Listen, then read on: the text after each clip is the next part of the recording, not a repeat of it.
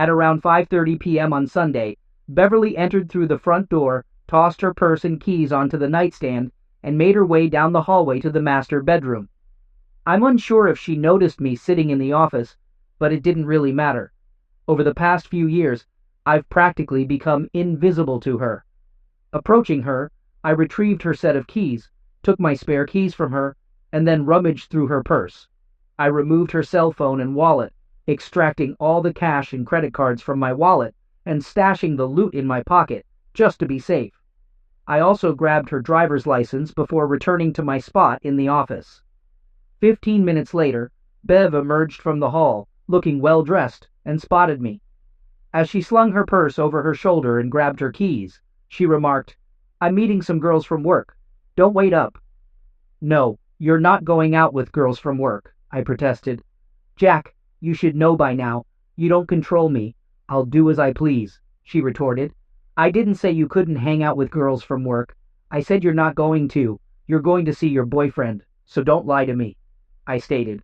Beverly stood silently for a moment before boldly entering the office and confronting me. "All right, Jack, you know I'd prefer to handle this differently, but let's end it here. You have two options. Either salvage what's left of this marriage by granting me some freedom, or face divorce and be cut out of my life." "What's it going to be?" she challenged. "I'll take door number 3, I replied with a smirk. "Don't be childish. There's no door number 3. Either accept that I have a lover now, a real man, or brace yourself for the consequences," Beverly warned. I stood up, walked over to Bev, and pushed her against the wall, removing the engagement ring and wedding rings from her left hand. With my face close to hers and a fierce glare in my eyes, I whispered angrily, "Here's your door number 3. It's my front door. When you leave through it, it'll be the last time you walk out with anything and never return. You won't get another penny of my money. You'll lose your husband, your daughter, your house, your money, your car, and your job eventually." "You're living in a fantasy, Jack," she muttered nervously. "My lawyer will destroy you tomorrow. I'll send the divorce papers to your workplace. If you damage me, you'll suffer more than I will." I pulled her away from the wall and dragged her toward the front door, her heels causing her to stumble as she screamed incoherently. Bev struggled to maintain her balance, her composure shattered. Throughout our marriage, I had never laid a hand on her, and she didn't know how to react. As she began to regain her senses in the front yard, I shut the door and locked it, the lock already replaced earlier in the day. Earlier, as Bev left, I made the first of 2 calls. I dialed my 19-year-old daughter's number at college. "Hey, it's Dad. Our situation with your mom has hit a crucial point. Looks like she'll be moving in with her boyfriend, and I need to talk to you about it. Just so you know, I've got our last conversation and tons of past arguments recorded. You can listen to them, so you know the truth when she tries to twist things and blame me, which she probably will. Truth is, your mom's been cheating. Not sure how many times, but she's chosen to leave us for this guy. I'll explain more soon, but her boyfriend seems pretty sketchy, so be cautious in your relationship with her." I approached Patty, asking her to return home for the weekend. My intention was to have a conversation and offer her the chance to listen to some tapes if she desired. Thankfully, Patty agreed to come home on Friday. After sorting that out, I reached out to Martha, our neighbor down the block. "Martha, it's Jack," I said over the phone. "If the offer's still good, I'd like to take you up on it. Could you come over in about an hour?" I kept my explanation brief. I felt it was necessary to confide in Martha. Bev and I had met young, married, and soon had Patty.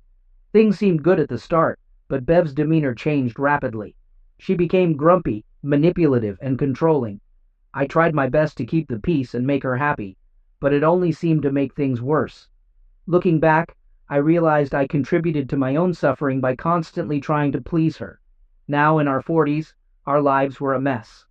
It wasn't long before I discovered Bev's affair with a man named Sylvester, known as Sly, who had a violent past. The realization that our marriage was beyond repair brought me a sense of relief, and I began planning my next steps. "I've heard stories where the husband takes half the money," I continued, "but not me. I took every penny I could find, including all the cash in the house. I changed the locks and planned to provoke Bev as much as possible. I knew her well enough to anticipate her reactions. She's dangerous in many ways, But this time she'd be a danger to herself, too.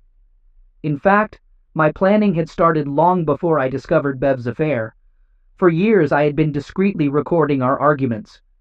Bev thought the device I always carried with me was a simple MP3 player, but in reality, I was building a library of her outbursts to document her behavior. I knew no one would believe my stories unless I had proof, as she only mistreated me behind closed doors. I wanted to be able to share my experiences with everyone, including Patty, to reveal Bev's true nature. On the Monday following our Sunday argument, I hosted a gathering in the company break room. A prominent banner declared "Happy Divorce" overhead. With cake and ice cream at the ready, I eagerly anticipated the arrival of the process server. Fortunately, it was a pleasantly plump girl handling the task. Numerous photos were snapped as my co-workers and I celebrated the receipt of our divorce papers. I even took a picture while accepting the papers, planting a kiss on the server girl's cheek as she sported a festive hat. In another snapshot, I playfully fed her cake, both of us grinning. After the festivities, I emailed the photos to Bev, along with others from the party. Among them were shots of myself and Martha, my roommate, lounging in bed with sheets drawn up, smiling broadly. I hoped Bev would notice her wedding rings adorning Martha's left hand resting on my chest. An hour later, I received an angry call. "You scoundrel! My lawyer will tear you apart after seeing these photos. What a foolish move!" "Hardly, Bev. There's nothing inappropriate in these images. No nudity, just pranks between neighbors. Just light-hearted pictures," I countered. "We'll address this later, Jack. I'll swing by the house this evening to retrieve some belongings. It might be best if you're not there." "If I'm absent, you won't gain entry. All locks have been changed. If you need anything, be there well before 6:45. Martha and I have plans at 7 o'clock, and I'd rather not be late." Last night marked the most satisfying closeness I've experienced, and tonight promises to be even better. With that, I ended the call and ignored her subsequent 5 attempts. While I haven't answered all her calls since, I have listened to every message. Unlike other men in similar situations, there was a good chance Bev might slip up or accidentally reveal a secret in her angry messages. And indeed, she did divulge herself several times in the following weeks. At 4:30 that day, I drove to Bev's workplace parking lot, aiming to arrive before the evening rush. Confirming the absence of security cameras, what I had to do would be swift. Pulling up beside Bev's car, I circled around her, using wire cutters to sever the valve stems on all her tires. Oh, she'd certainly be enraged. And there'd be no fixing them in time to make it home by 6:45. However, it was around 6:35 when she appeared.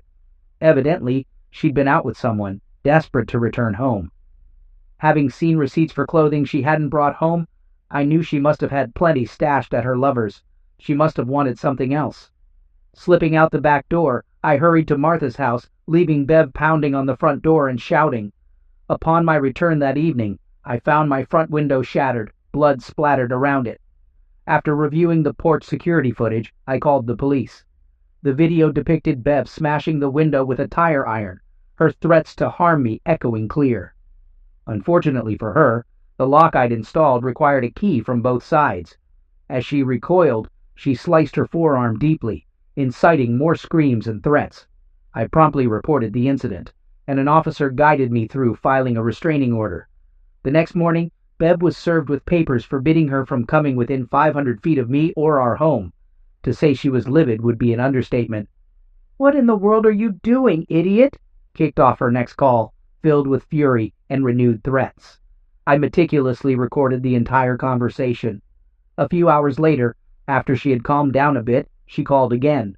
This time, she mentioned sending her friend Lindsay to retrieve some of her belongings that evening.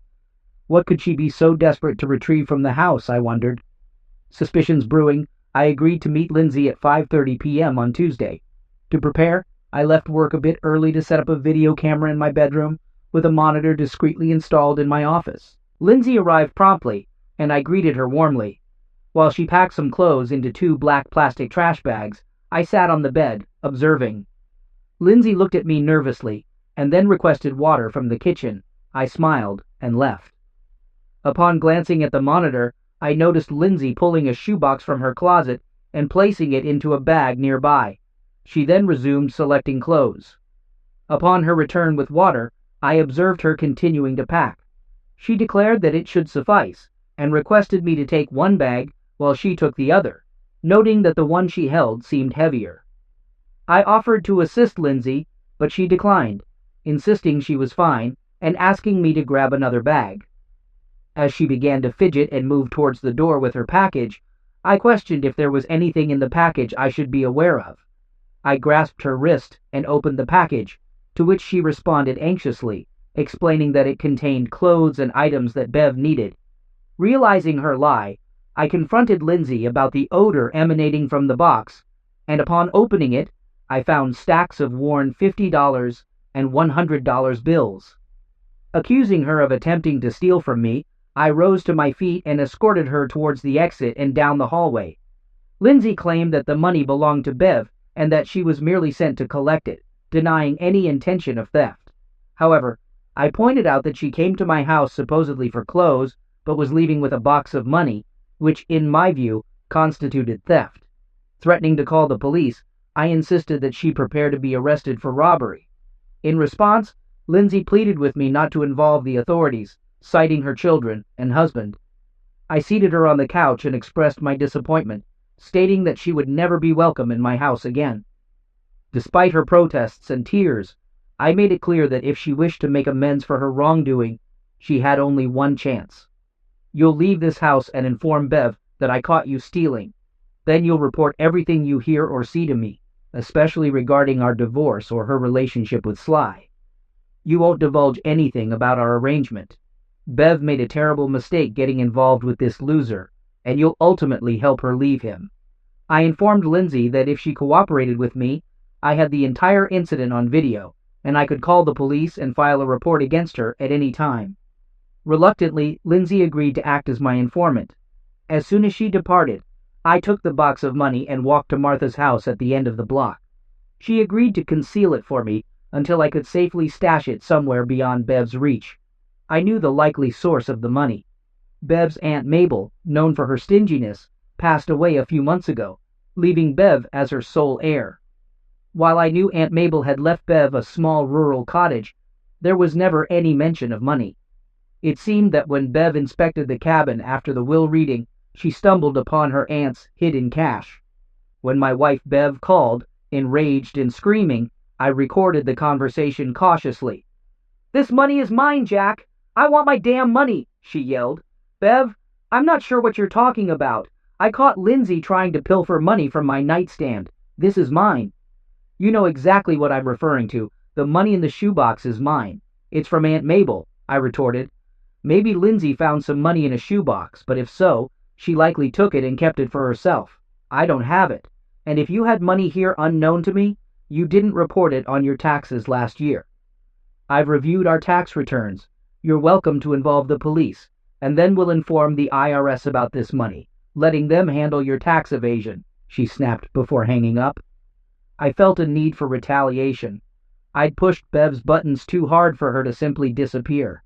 Restricted by a restraining order from leaving her house, I anticipated she might retaliate against me through my car, considering I'd previously vandalized hers.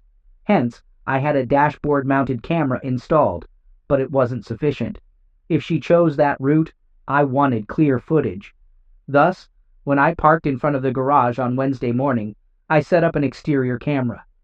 Discreetly positioned, it streamed video to my desk, accessible an hour before lunch. I watched on my laptop as Bev parked behind my car, got out, and began smashing it with a hammer, shattering windows and denting panels. The sight of her breaking the windshield and yelling sent a shiver down my spine.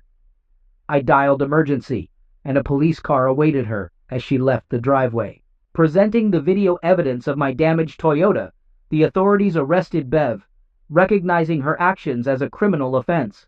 The resisting arrest charge was an added bonus.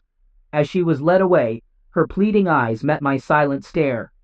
Bev's divorce lawyer phoned me Wednesday, notifying me of a court hearing regarding access to the money withdrawn from our joint accounts.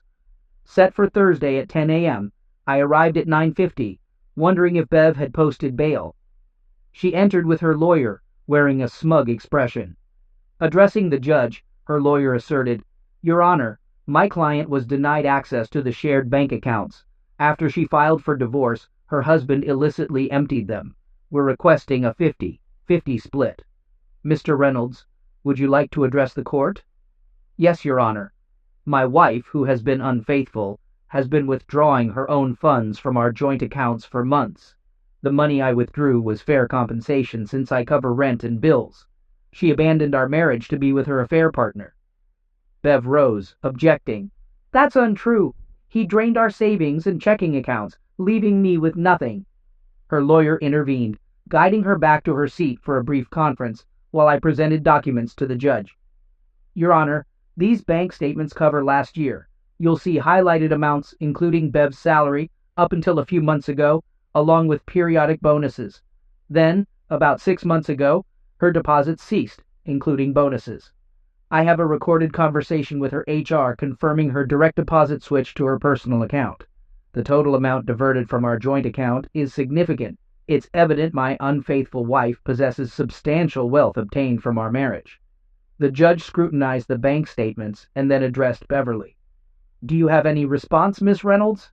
Her lawyer rose cautiously, stating, Your Honor, even if my client has personal funds, Mr. Reynolds is still obligated to provide her with her fair share. Well, counselor, I don't appreciate deceit. Miss Reynolds claimed she was destitute, yet she entered with you. It's clear she was financially supported from marital assets, deceiving her husband and the court. Since Mr. Reynolds covers expenses from his own funds, there's no reason to alter the financial arrangements.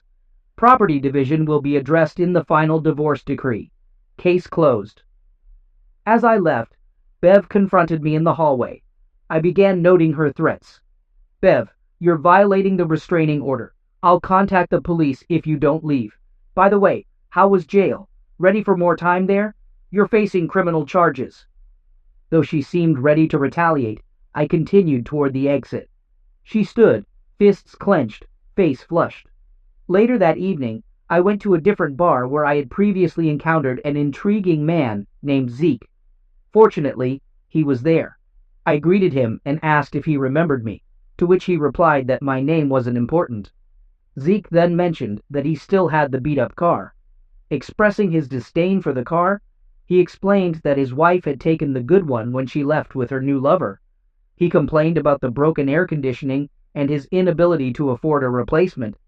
I inquired about his car insurance and suggested that if he followed my advice, I might be able to help him get something better.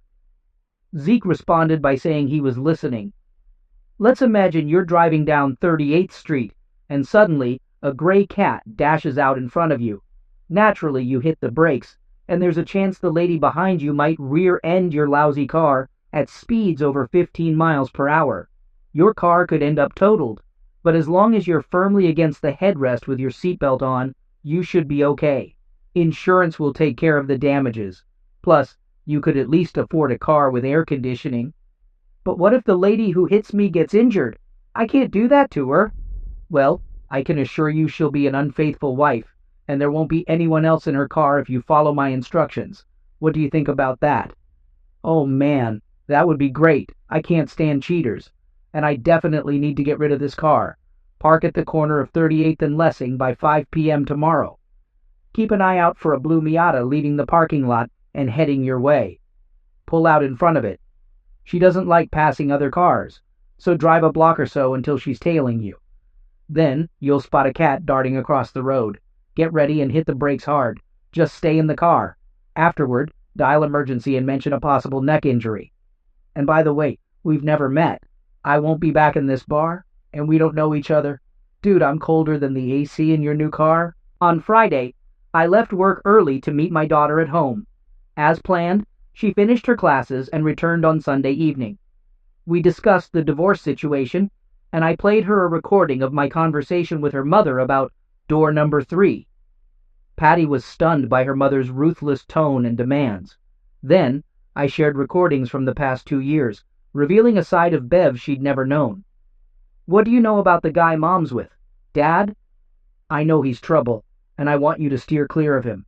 If you must meet your mom, make sure it's in a public place. I don't know what he's capable of to get to me.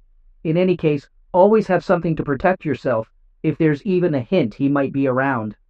Patty, I knew your mom and I had our issues, but I never realized the extent of it. What went wrong between us? This was a question I had anticipated, so I proceeded to offer a condensed version of my viewpoint to Patty. I explained to her that her mother and I had fundamentally different perspectives on marriage. After reflecting on the matter, I conveyed to Patty that I had identified 4 main ways power could be distributed in a relationship. There are instances when neither party takes the lead, resulting in a situation where everything drifts aimlessly like a ship without a rudder. Alternatively, both partners may assume responsibility, leading to constant battles over dominance, or a division of control over different aspects of the relationship. Some couples might even share responsibility equally, which was my expectation going into our relationship. However, things didn't pan out as expected. Another scenario arises when the man assumes full control. While such an arrangement may function under specific circumstances, modern perceptions often view such paternalistic relationships as oppressive to women. Yet, if a man wholeheartedly devotes himself to his wife, it can resemble a fairy tale romance, offering a fulfilling life to a wife with the right temperament, free from the burden of difficult decisions. Alternatively, it could mirror your maternal grandparents' dynamic, where your grandmother was passive and your grandfather was dominant and at times harsh. Your mother likely grew up witnessing this and expected a similar power dynamic in our relationship. Consequently, when I attempted to share equal footing with her, she perceived it as a sign of weakness on my part, leading to increasing disrespect despite my efforts to please her. This leads me to the final scenario, a relationship where the wife dominates. It seems your mom opted to take charge. When I failed to meet her standards of a good person, she turned cruel. She dictated which projects should be completed and insisted they meet her standards. Countless times, she initiated family projects only to micromanage every detail, leaving many unfinished because I couldn't tolerate feeling emasculated in my own home. She even instructed me on how to hold tools while working, making it unbearable. In such cases, when the wife dominates, it goes against human nature. I don't comprehend how this dynamic can function. While a husband may remain loving and affectionate, the wife loses respect for him as she exerts control. I believe this dynamic has manifested in our relationship. As I began to resist, Beverly perceived it as a lack of responsibility on my part. By then, she already viewed me as weak. When I refused to be bossed around, she saw me as a rebellious child. I doubt I'll ever regain her respect. This divorce may be my final opportunity to earn it back. I explained to Patty that she would understand my actions when she realized how difficult it was to assert my intolerance for her mother's lifestyle. I advised her that when making significant decisions in her future relationships, such as starting a family or choosing careers and homes, it was crucial for mutual respect to prevail. I emphasized the importance of both Patty and her partner understanding what to expect to avoid the unhappy situation Beverly and I found ourselves in. In response, Patty assured me that she would keep my advice in mind and promised to consider it.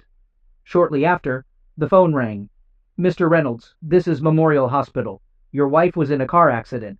She's stable and not severely injured, but she'll be with us, at least for the night." Patty and I drove to the hospital, and I allowed her to enter the room first. She didn't stay long, and afterward, I requested to speak with Bev alone. When she emerged, wearing a gloomy expression, I suspected Patty had spoken harshly to her. "God, you look terrible, Bev," I remarked with a slight grin. "What a dreadful week, huh? First, you lose your marriage, husband, and home. Then you get served with a restraining order and arrested for a felony. Next, you lose some of your expected money, and now your car is totaled, and you're here in the hospital with a broken wrist and a bruised face from the airbag. Seems like this divorce is turning out much better for me." "Freak you," she retorted. "Oh, Bev, where's your old sly charm? Has he come to visit yet? Don't worry, he's probably busy with one of his other 2 women right now." Her complexion turned pale. "You probably didn't know about the others when you started all this, did you? Well, looks like you know now. I wonder how long it will be before he wants you to serve one of them. I never thought of you as a people pleaser. but that might be a good skill to learn considering how much you'll need it in prison.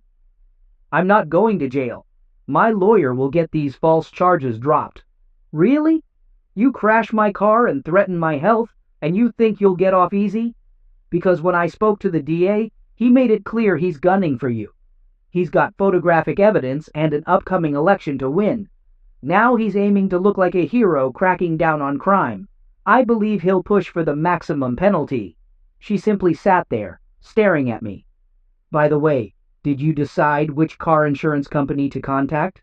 I asked. Car insurance? What are you talking about? We still have the same old. Wait, so you didn't bother getting insurance this week when you filed for divorce? I removed your car from my insurance. You must have known about this, considering you insisted on having only your name on your Miata. If you didn't get insurance this week, you're in serious trouble. You'll face fines, towing costs, and 3 years of payments. That Miata may end up in a junkyard while you're still paying for it. And since you won't have a job after your felony conviction, you may not need another car. Plus, you'll likely have to cover the medical bills for the guy you hit, and his insurance company will demand payment for the damages. Damn it. But at least you have your own medical insurance, right? I'm on yours. No, I removed you from my health insurance on Monday. Didn't you take care of that too? Baby, you're in big trouble. The ambulance ride, ER visit, x-rays, doctor's fees, cast for your arm, hospital stay, and follow-up care will cost thousands and thousands of dollars. Hey, speaking of medicine, the other day, I was reminiscing about when you fell ill a couple of years back. Remember? I took a week off to care for you. I held your head while you were vomiting and cleaned up everything afterward. When you couldn't make it to the bathroom in time, I called the doctor and went to the pharmacy to get you medicine. Then, a week later when you felt better, you started scolding me again, insulting me, and calling me names. I wonder how well old Sly will take care of you next time you're sick. Well, it's time for me to call Sly now that you think he's done with his other woman. I wish you a good life. As I left, Beverly sat there crying, but I didn't care anymore. Everything went on as usual for some time. I kept in touch with Lindsay occasionally. She started worrying about Sly's influence over Bev, and gradually, Lindsay distanced herself from her. Then one evening, as I returned home and headed to my front door, I was attacked on the lawn. I was cautious about possible attacks, but I didn't see this one coming. A guy wearing a ski mask knocked the wind out of me, twisted my arm behind my back, and demanded I give him the box of money and tell the DA to drop the charges. I felt helpless, but still had the car alarm remote in my hand. I pressed the panic button, setting off the alarm. Sly got furious, hit me again, and then ran off quickly as the neighbor's porch lights turned on and people started looking out. I yelled for someone to call emergency, and a police officer arrived a few minutes later. I wasn't injured enough for an ambulance, and Sly was long gone. None of my neighbors could identify him, so he escaped punishment for the attack. An even bigger shock came when I told my daughter about it the next day. Dad, I didn't want to tell you, but I also had an encounter with Sly. Mom called me to talk. I agreed, but insisted we meet away from his apartment. She asked me to pick her up, but when I arrived, she sat me down on their couch. Then Sly came out and talked to me. He said since Mom wasn't coping well with her injuries in bed, I would have to tend to his needs. He claimed she owed him, and I would have to pay for it. I looked at my mother, and she just stared at the floor without saying anything. Sly told me to make her comply. Mom looked at me and pleaded, saying, "Please, baby, stay with him. It won't be that bad, and I really need you to do this for me." He then approached me, grabbed my wrist, and tried to force me to stand up, saying we were going to the bedroom. With my right hand on the pepper spray in my purse, I sprayed it in his face when he pulled me away. He screamed, grabbed his face, and I grabbed my purse, attempting to pull my mother out the door, but she resisted and went toward him. I yelled at her to come with me, but she chose to assist him in the bathroom, so I left. I can't believe my own mom tried to set me up with that idiot. I don't know if I can ever forgive her for this. I was boiling with anger, like any father in my situation. Contemplating my Beretta in the bedroom, I almost reached for it. After a while, my daughter reassured me, confirming she wasn't damaged, and advised me to consider the future. I made Patty promise not to walk alone until after the trial, and always to have protection with her. She agreed to only date fellow students and never be alone in public. Gradually, I regained my composure. Sly urged me to talk to the DA, but he didn't anticipate the conversation I had. I presented a recording of my daughter discussing Sly and reminded him of Sly's attack on me. The DA inquired if I'd consider leniency toward Bev or dropping the charges. Absolutely not. I insisted on seeking the maximum penalty. Bev is under the control of this manipulative person, and separating them is the only way to help her. A stint in prison might straighten her out. The district attorney agreed, and the trial proceeded. I felt fairly confident at home and work, but there were moments of vulnerability, especially when entering or leaving the garage. However, I was cautious during my commute. Our house sits about 10 miles down the ranch road, with only one turnoff in the next 15 miles. I was well aware of other potential danger zones. During the long drive home, I always had my Beretta with me. One evening, a few days before Bev's trial, I noticed headlights of a pickup truck behind me about 2 miles from home, sending shivers down my spine. Soon, it was tailgating me aggressively, just 20 feet from my rear bumper, going 55 miles per hour. I called emergency on my phone and activated the voice recorder. As I accelerated to 70 miles per hour, the pickup kept pace. Frantically, I requested the emergency operator to contact the detective investigating my assault. The truck continued to tail me for another 5 miles as I narrated the situation. With the pistol lying next to me, I prepared for potential danger. As I approached a bridge spanning a small creek bed, I suspected the driver would attempt to force me off the road. Approaching the bridge, about 100 yards away, the pickup accelerated, indicating its intent to force me off the road. I briefly glimpsed Bev's face in the passenger seat as it pulled up beside me. I braked sharply, causing the car to skid, but maintaining control. Although the truck stopped ahead of me, my quick braking prevented a collision. My car slid to a halt by the roadside, its rear resting on a slope leading down to the creek bed. Exiting the car, I grabbed my weapon, phone, and recorder, descending the steep gravel slope beneath the bridge. As I descended, I noticed the pickup's brake lights illuminate. Navigating in the darkness, I cautiously felt my way under the bridge. Despite the risk of encountering a rattlesnake, I was more concerned about other dangers. Breathing heavily, I sought a secure hiding spot, eventually stopping and tilting the Beretta. I waited anxiously, but heard nothing for a while. Cell phone contact with emergency was lost. Attempting to redial in the dark proved futile due to poor signal reception. I was stuck, uncertain if help was on the way. At least the ominous growl of the pickup truck overhead was absent. I resolved to remain stationary, prepared to spend the night there if necessary. It felt like an eternity, but it was probably only 5 or 10 minutes before I heard a siren in the distance, approaching from the same direction as me. Realizing they were far behind, I began walking up the hill, leaving the Beretta under the bridge. Raising my hands as I approached the road, I implored the arriving police not to shoot. Observing 2 cars parked across the road, blocking both lanes, I heard sirens from the other side and saw a pickup truck heading back to the bridge. I stumbled and fell into the mud. While my view was limited, I heard the pickup screech to a stop, and officers ordered the driver to exit and lie on the ground. Other police cars following the pickup stopped behind it. Soon, Bev and Sly were in custody on attempted slaughter charges. Though deeply worried, I returned home, showered, and attempted to sleep to no avail. When your spouse faces multiple felonies, divorce appears remarkably straightforward. The judge expressed sympathy, and Bev and her lawyer offered little resistance. Desperate to minimize her prison sentence, Bev proposed conceding virtually everything in the divorce for assistance in reducing her punishment. During the sentencing hearing, I testified to Bev's prior virtues before falling under Sly's influence.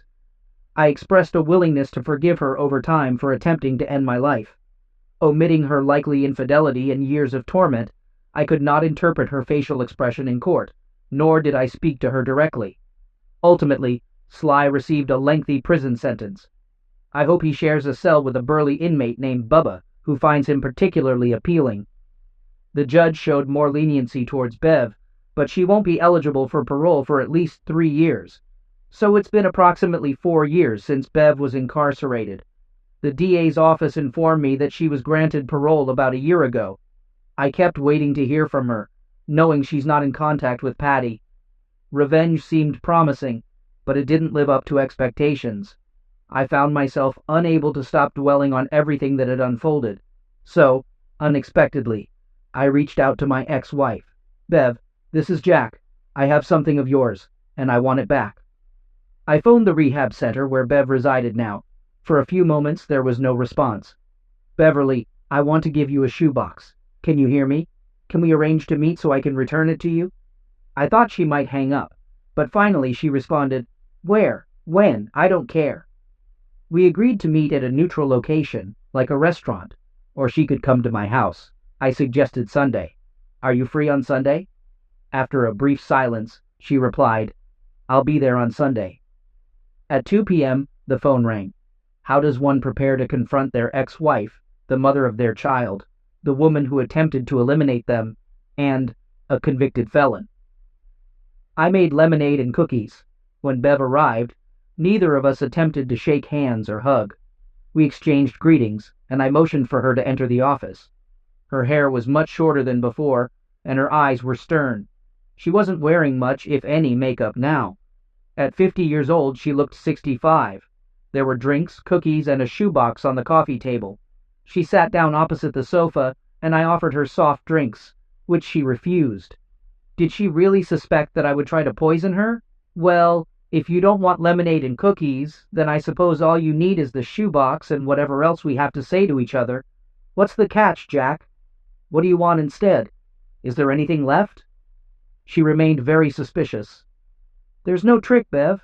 It's all there, except for a few thousand that I contributed with an equal amount of my own money and gave to Patty as a down payment for her house when she got married. If you wish, she can start returning your share at your convenience. I simply gave her my portion. I could see from Bev's expression that she didn't know Patty was married. Patty has been married for 2 years, and you're already a grandmother. I sensed the tension in her eyes as she struggled with her emotions. The little girl's name is Shannon Beverly Evans. Shannon is the name of her other grandmother. Bev's eyes filled with tears despite her best efforts. Bev, I know you haven't spoken to Patty in a while. There must be a way for you to reconnect. If you want, I can facilitate that. Beverly nodded, tears now streaming down her cheeks. I reached for the box of tissues I had placed on the coffee table. I'll give you the abridged version of our story if you're not ready to leave just yet, I said gently. She wiped tears from her cheek and tried to compose herself. Patty found a great guy named Stan Evans. He's into computers and networks. They seem to click really well. She's a fantastic mom, and they're deeply devoted to each other. Martha and I didn't last long. She's too young for me, and she just needed me temporarily until she could get her life back on track. She found someone else and moved on. I date occasionally, but I end things if it gets too serious. I'm better off solo. I'll stick to being single. There was silence for a while. I'm going to share some thoughts, mainly for my own benefit, but maybe you can glean something useful from them too. I hope so. I couldn't wait to see you in prison. I loathed you and wished you dead many times, but when they locked you up, my feelings started to shift. I found I couldn't revel in my victory anymore, so I let go of my hatred for you, even though you never asked for it. I forgave you because I know you're not entirely to blame. I couldn't understand you until it was too late, and we stopped communicating. We were just bickering. Beverly composed herself and looked up from the floor. She gave me a lost look, but remained silent. That's the truth, succinctly and plainly. If you have nothing more to say, and if you're not hungry, I won't keep you any longer. You probably have important things to attend to. She stood up and took the box as she headed toward the front door. For the first time since I pushed her away all those years ago, I called out to her, Beverly, it doesn't matter now, and you don't have to answer if you don't want to, but I'm curious. Throughout our time together, especially on that last day you were here, it was clear that you saw me as weak. Do you still think I'm a pushover, Bev? She paused with her hand on the doorknob and glanced back at me. She expressed her feelings bitterly, stating that she hated me and believed I had been cruel, asserting that I had ruined her life. After a moment of pause, she added that she didn't consider me to be a pushover. Following this statement, she disappeared from my life permanently.